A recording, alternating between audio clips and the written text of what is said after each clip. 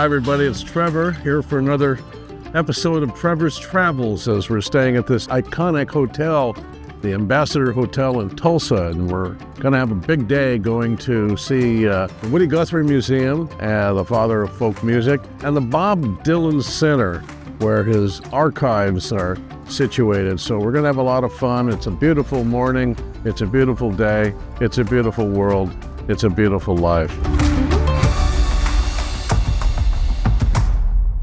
This trip originally was supposed to be a long, fun weekend, see the sights and see the two museums, and then we discovered a studio, and it's just blossomed into this whole really cool weekend. Okay, so we also need to get rid of some frequent flyer miles.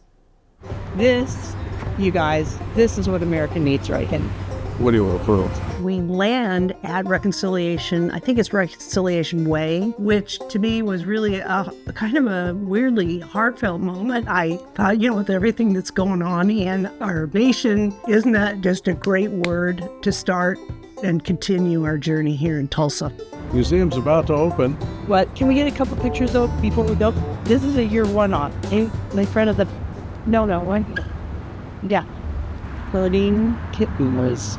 Like kittens, Neville loves to explore lots of different things. It's like with a ball and string, I'm usually running after Neville. I'm here at the Woodie Guthrie Museum. How wonderful it is that this legendary artist is being honored here in Tulsa. Woodie Guthrie had painted on all of his guitars, "This machine kills fascists," and he was known for that overall. We arrived early at the Woodie Guthrie Museum, and who comes bounding out the front door but this individual said, "Well, hello and welcome. Are you going to go to the museum?" "Yes, we are." "Well, I happen to be the manager. I'm Sam." Everybody in Tulsa is just a wonderful person, basically, although I presume they have a few miscreants. So I think to continue the theme of baseball caps, yeah, are you paying attention? Herding kittens. I think you should get a Woodie Guthrie hat. Come on, while we're going through the museum. I just love this fan they gave Cindy, us at can the I front door. have my wallet? Trevor needs his wallet. Here we go. Am I gonna get a Bob Dylan hat next? Yeah, probably. Man of many hats. I'm going to do a little bit of shopping, and I love what Woodie Guthrie said. Look at this, y'all. About all a human being is anyway. This is just a hoping machine. I'm taking one home. Oh, but not in small.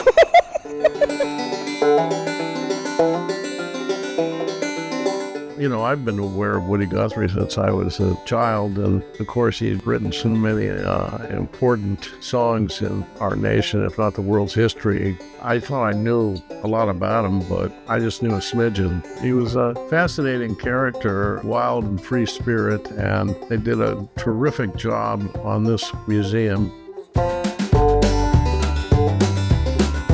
They ready to go.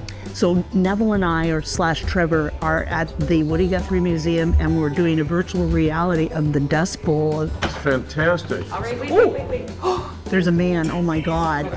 Okay, total fire. You're wanting to put your hand out to touch Jack Rabbit. It's seriously, you guys, this rabbit is right there. You see the Dust Bowl coming, and there's a oil derrick, there are tumbleweeds, and the Dust Bowl is coming toward us. my folks grew up during the Great Depression, and while they didn't experience the Dust Bowl, when you have that in your family history, you feel it, and you feel what people were going through at the time. This is scary. I don't know if I can continue. Oh, stop. You can't. Get TikTok of this. You need to do this. Here I go. Oh yeah, so it's really big. Yeah. So I see like a black and white thing with like a weird, creepy little animals in the dirt. So it's like a windmill. Oh my God, there's like an animal. There's like birds. What you're seeing right now is what Neville and I saw, and what Julia is seeing right now. Oh my God, it's coming close to me. Oh my God, it's on my leg. Do I have too many like release forms to sign? I don't have time for this. Cindy and Neville, where are you? We gotta go to the next location. Oh, there's a bell. Where are they? Put your arm around me. Put your arm around me. They did a terrific job on this museum. George Kaiser is the person who financed it all. He's a very wealthy person in Tulsa. I learned that he's giving away basically his fortune, help other people. I would just say, if you can get to Tulsa, make a beeline to the Woodie Guthrie Museum. You won't be disappointed.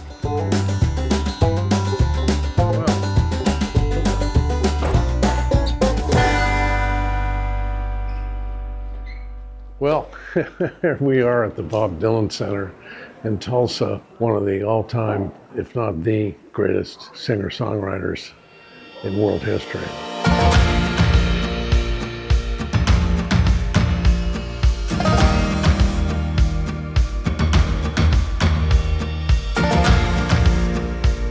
Bob Dylan collected everything since he was a child, apparently. I mean, we have everything but his baby bottle. Boy, oh boy, do they know what they're doing. They're very sophisticated exhibits. You could spend a week there.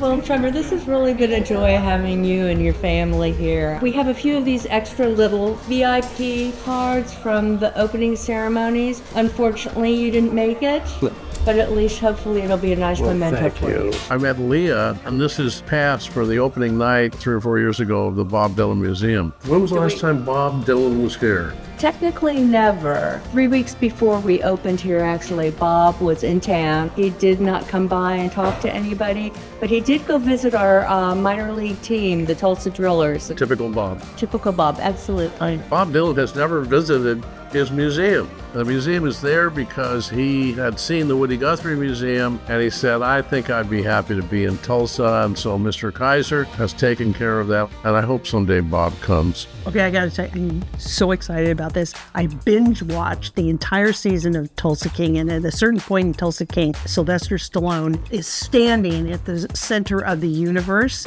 and screaming, but the way they, portray it is that nobody can hear you. The local folklore has it that in the 90s, when they replaced this railways under this bridge, it creates this sound phenomenon. If they stand 5 inches out of the circle, they don't hear the center of the universe. The idea is Neville's going to go inside that circle and he's going to start talking. Ask not what your country can do for you, ask what you can do for your country. So I can hear you, though. You, in fact, can hear everything you're saying within this little circle code of silence. Oh, there's no silence. You can hear it. I want to try it. Okay, move. Here. It's normal. But certainly when you get in the middle, it sounds whoa, like that. It may sound a little bit like this. Hello, my name is Cindy. But you still hear it. I mean, come on. Well, I'm sort of getting it now, sort of not. The center of the universe is a misnomer. It's not the center of the universe. In fact, I don't think it should be the center of anything. It's an acoustic anomaly. Acoustic anomaly.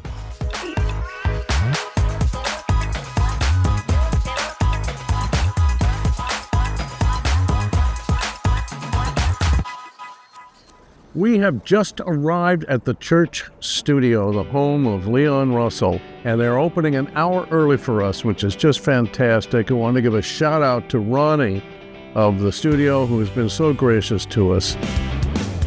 Welcome to the church studio. Thank you, Willis. I understand you came here all the way from Los Angeles. You bet. Originally, this room was the sanctuary of the church, and the church opened in 1915. The docents are unpaid people who like to engage with other people. Our docent in particular was Willis. He wouldn't stop talking. Well, that was fine with us because he had a lot of information to impart. Well, who has recorded here? When Leon was here, George Harrison was here, Eric Clapton was here, J.J. Cale was here, Bob Dylan was here. All of those guys were in and out during that period of time. So the drums belonged to Jamie Odecker. He passed away about 3 years ago, and his wife donated them here. Since they've been here, one of the most famous people to play them is Nick Mason of Pink Floyd. Sure. He played on 10 of Clapton's albums. The piano we have is a Yamaha C7 concert-grade piano that we got from Dan Fogelberg.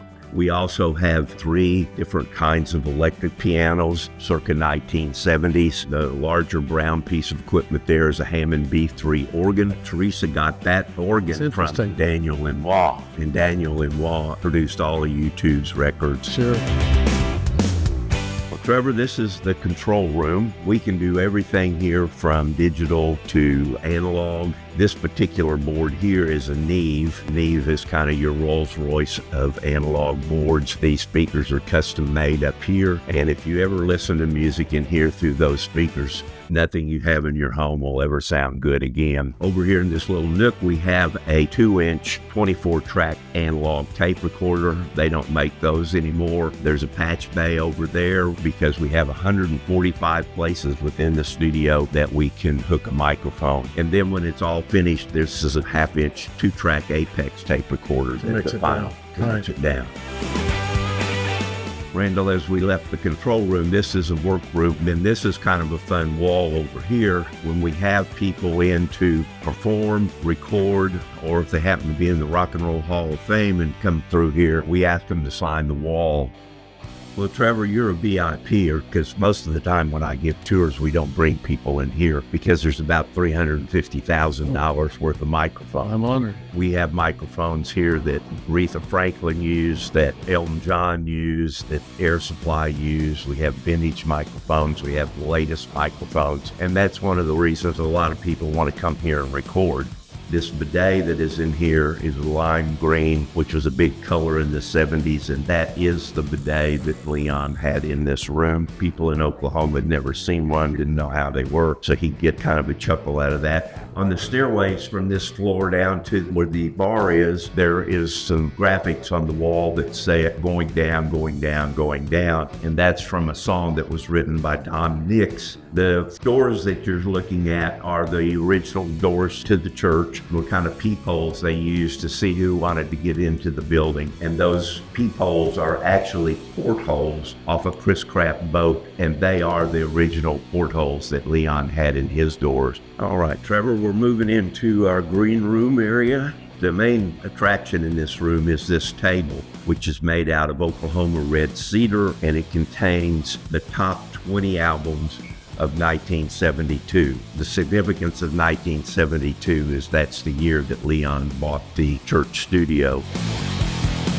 Well, we're moving up into the belfry. In the original church, these openings were windows that had wooden slats in them, and there were bells up here. What we've done with the space up here now is stained glass windows. We're in the process of doing that. These are all people that were in the church during the time that Leon was here. Leon Russell was brought up in the church. His early training in music was church music. On the piano on his window is a cross. And then George Harrison did the concert for Bangladesh. Right. Yeah. And we have the Bangladesh flag. And then there's an interesting story that goes with the Eric Clapton window. In 1975, one of his backup singers had gone out on her own, and she was going to perform at the Cain's Ballroom here in Tulsa. Right. He decided he was going to surprise him and perform with him, and he got really drunk on the plane. Oh, no. And he was arrested and booked into the Tulsa jail. And that's why in his stained glass window, there is bars behind it. Oh, that's hysterical. And then Willie Nelson has a song, Crazy, that's one of his most popular songs. And in the red around, there's the word crazy. And then Bob Dylan, on his greatest hits album, Volume 2, Leon produced 2 of the songs on that album. And one of those songs was Watch the River Flow. And we were with Willis for 2.5 hours or so, and he took us all over the place and knew everything about the history. We want to go back, maybe record there.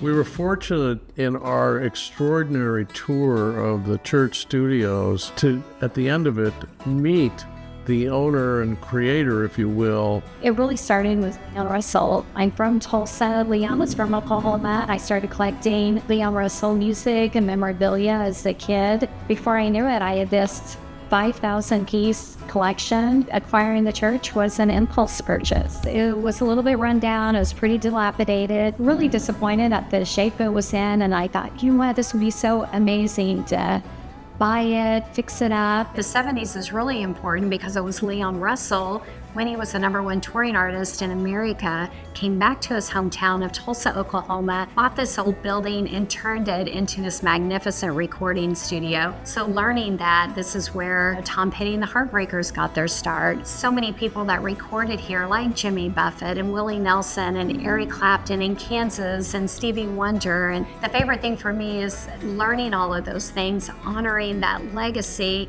but how can we turn that inspiration to be relevant to today's artists? I had a chance to meet the owner, Teresa, who is an incredible entrepreneur. She's involved in other businesses. What is this? This is a church studio hat. I love your Tulsa hat, but I think you need to represent. I will be happy to. Thank you so much. So Reed, you picked the tune from my book. What took you so long? Did you already try and put some music to it? Yeah. Our director's brother, who happens to be an identical twin, for the moment lives here in Tulsa. It's just great. His name's Reed Etter. You have to check him out on Spotify. So they got to jamming, and I think we're going to have a really great song. I know she saved me from myself. There's nothing like a good acoustic chord pattern, you know, with good lyrics. You know, Trevor's a really good writer, and I was amazed at the poems and lyrics that he has amassed over the years. Wonderful world. What do you think? Almost sounds like an Eric Clapton influence, maybe? Yeah. Like Wonderful Tonight. Yeah. It's very romantic. I wrote it to be that way. So word is on the street that Trevor hopefully will be coming back to Church Studios to do some recording. So stay tuned. Everyone, it's been a great experience, this little travelogue in Tulsa. Please stay tuned because you never know where we're going to be next.